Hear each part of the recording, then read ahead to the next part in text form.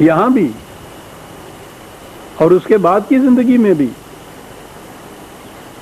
وہ تو شرط قرار دیتا ہے، کہتا یہ ہے کہ فادخلی فی عبادی وادخلی جنتی. جنت میں جانا چاہتے ہو، ہمارے بندوں کے زمرے میں شامل ہو جاؤ. وہ تو جنت کی شرط یہ بتاتا ہے. یہ ہے جی 89/29، 99/29.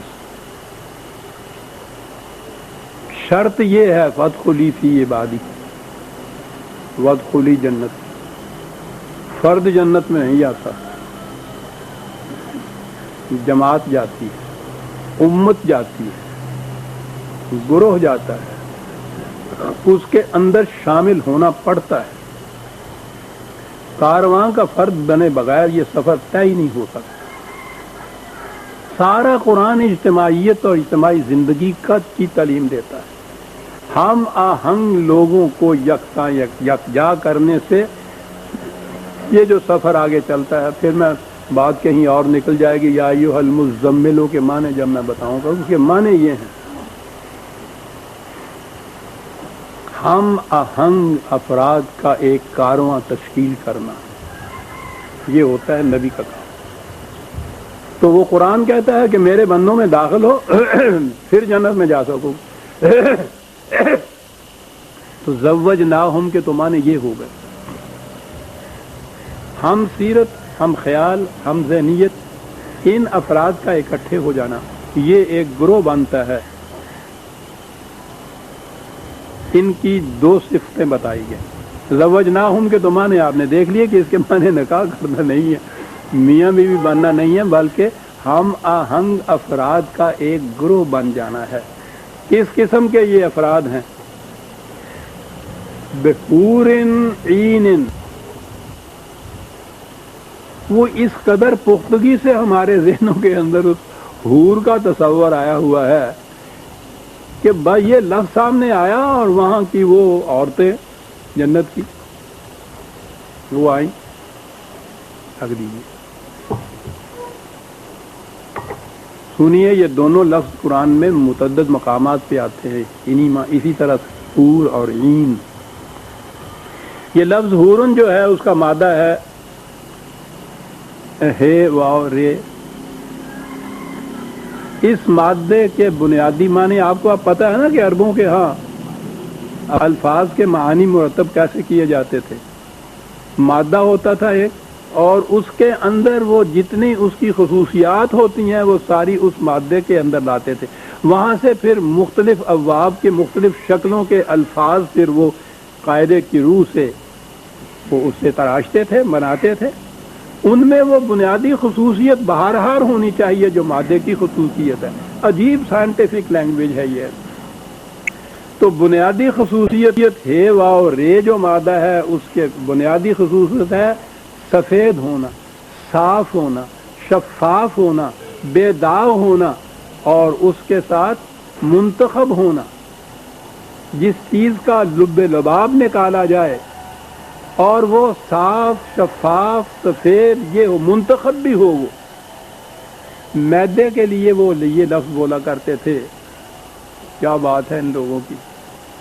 یہ ساری خصوصیات اس کے اندر محسوس شکل میں سامنے آ جاتی. لطافت بھی ہے، نفاست بھی ہے، سفیدی بھی ایسی عمدہ ہے جو ان کے یہاں دیکھی نہ جائے. پھر وہ گیہوں کا لب لباب بھی ہے، منتخب بھی ہے. یہ حواری آپ کو پتہ قرآن میں حضرت عیسیٰ علیہ السلام کے جو 7 رفقا تھے ان کے لیے یہ لفظ آیا ہوا ہے. یہیں سے وہ لفظ ہے. پاکیزہ سیرت، صاف شفاف سیرت کے انسان، بے داغ، منتخب بھی ساتھ اس کے. یہ آگے بنیادی معنی کے لوز سے. اب لیجئے یہیں سے لفظ ہے حور. یہ لفظ واحد نہیں جمع ہے. اب دیکھیے یہاں آگے فرق. جمع ہے یہ کون سے الفاظ ہیں جن کی یہ جمع ہے؟ اس کا واحد احورو بھی ہے جو مذکر کے لیے استعمال ہوتا ہے، مرد کے لیے استعمال ہوتا ہے. اور اس کا واحد ہاؤ راؤ بھی ہے جو مؤنث کے لیے استعمال ہوتا ہے. تو حورن کے معنی ہوئے پاکیزہ سیرت، پاک فطرت، شفاف کردار کے منتخب افراد، عورتیں مرد دونوں.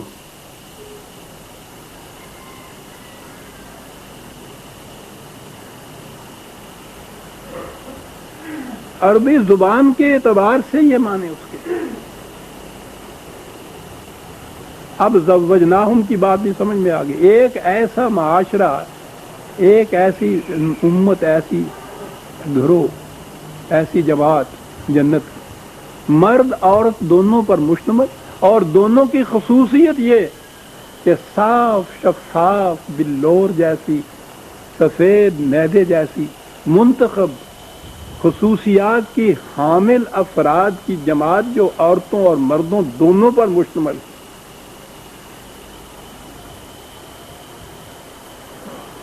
یہ منتخب کے لیے آگے یہ بڑھے تو انہوں نے کہا کہ وہ انتخاب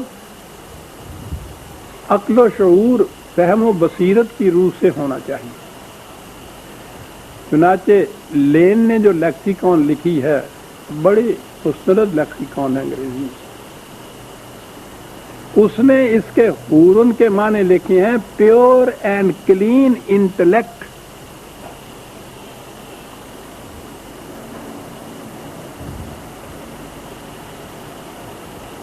صاف شفاف عقل،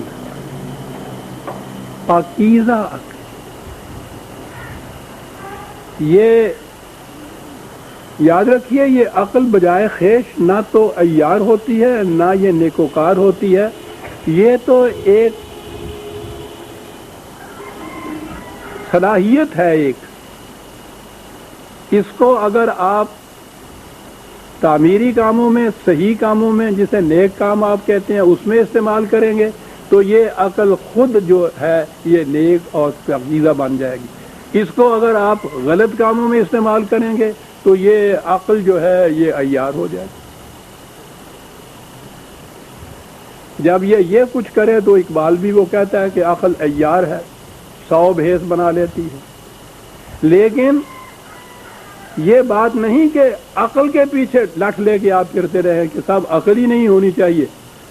وہ عقل تو وہ ہے جیسے تلوار آپ کے ہاتھ میں ہو، مظلوم کی حفاظت کے لیے بھی استعمال ہو سکتی ہے، مظلوم کے سینے میں گھونپنے کے لیے بھی استعمال ہو سکتی ہے. تلوار تو خود نہ اچھی ہے نہ بری ہے، اس کا استعمال اس کو اچھا اور برا بناتا ہے. دولت ہے، صحت ہے، توانائی ہے. اسی طرح سے آپ کی عقل ہے، استعمال آپ کس طرح سے کرتے ہیں. ایک طرف یہ بھی وہ کہتا ہے عقل عیار ہے، اور دوسری طرف وہ دعا یہ کرتا ہے کہ یا عطا فرما خرد با فطرت روح الامین، خرد با فطرت روح الامین. اس کو حور کہتے ہیں عزیزان مان.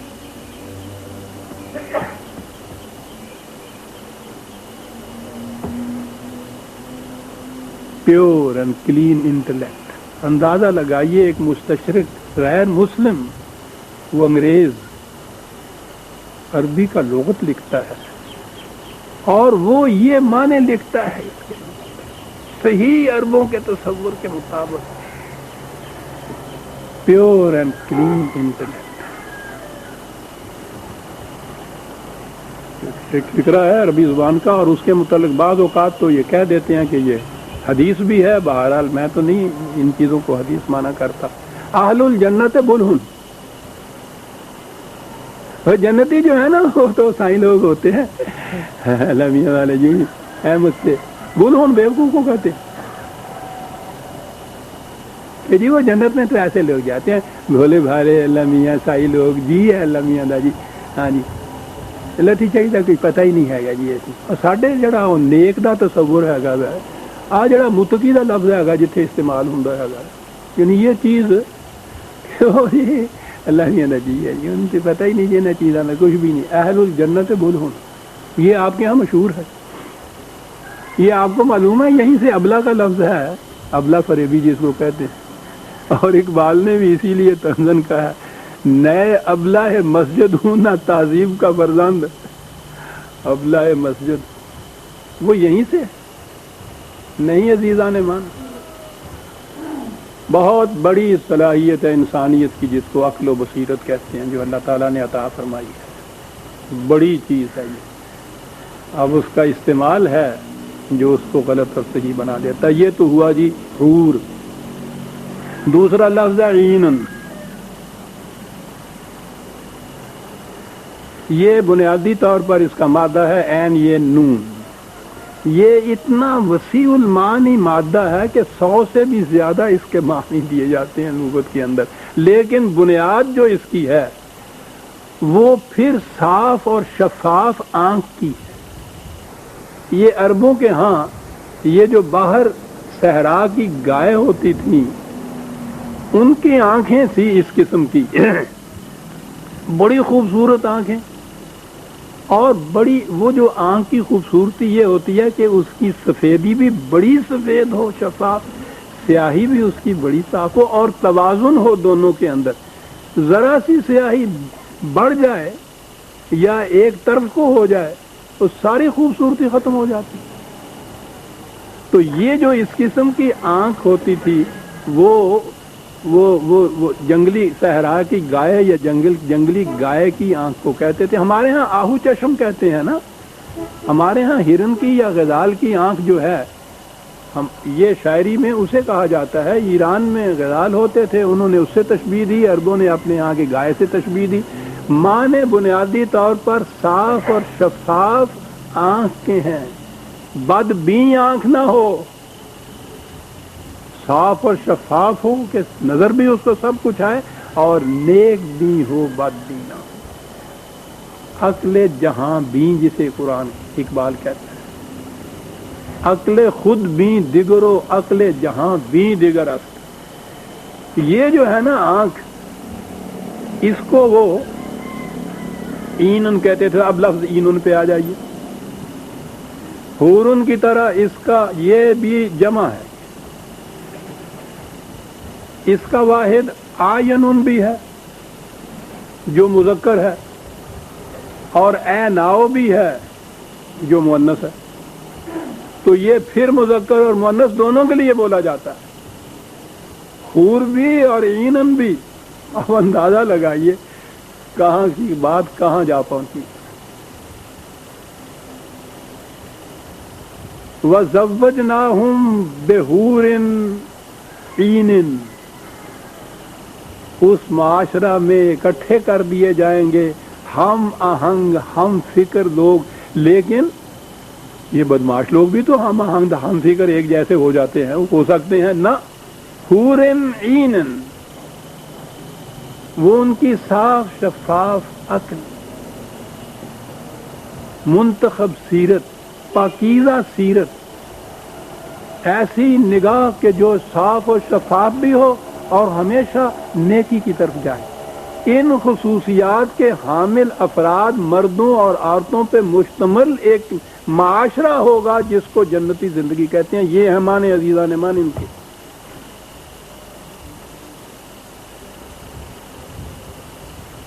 لیجیے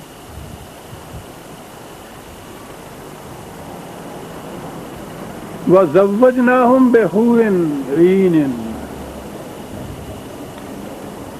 وَالَّذِينَ آمَنُوا وَاتَّبَعَتْهُمْ ذُرِّيَّتُهُمْ بِإِیمَانٍ أَلْحَقْنَا بِهِمْ ذُرِّيَّتَهُمْ. یہ تو وہاں جائیں گے. جانے والا جو ہے وہ کہتا ہے کہ صاحب ہمارے بال بچے بھی تو ہیں, وہ بھی تو ہمارے ساتھ ہونے چاہیے, اولاد ہماری ساتھ ہماری ہونی چاہیے. بلکہ وہ تو کہنے ریل ادا کرایا ہوتا ہوں بچے کا, یہ ساتھ ہونی چاہیے. کہا کہ یہاں کسی کی اولاد ہونا جو ہے یہ کوئی استحقاق نہیں ہے جنت میں جانے کا. انہیں ساتھ لے جانا چاہتے ہو ذریتہم واتبعتہم بإیمان, یہ بھی ایمان و عمل میں تمہارے ایسے ہوں گے تو پھر یہ تمہارے ساتھ وہاں جنت میں ہوں گے, وہاں ملا دیں گے ہم تمہیں ماں باپ کے ساتھ, لیکن اسی قسم کی اولاد ذریت کو. جو اسی معیار کے اوپر پوری اترے جو ایمان اور عمل کا معیار ہوتا ہے. محض کسی کی ذریت یا اولاد یا نسل یا نسب میں سے ہونا کسی کو مستحق نہیں بناتا کسی مراعات کا. قرآن تو آیا ان چیزوں کو مٹانے کے لیے تھا عزیزان مان. یہ نسلی امتیازات کے یہ اونچی ذات کا ہے یہ نیچے کی ذات کا ہے صاحب. یہ بڑے کا بیٹا ہے یہ چھوٹے کا بیٹا ہے. وہ جو پیدا ہونے والا ہے وہ اس سے کسی نے پوچھا تھا کہ بتاؤ یہ نیچی ذات والے کے گھر پیدا کرنے تمہیں شودر کے گھر یا سید کے گھر پیدا ہونا چاہتے ہو؟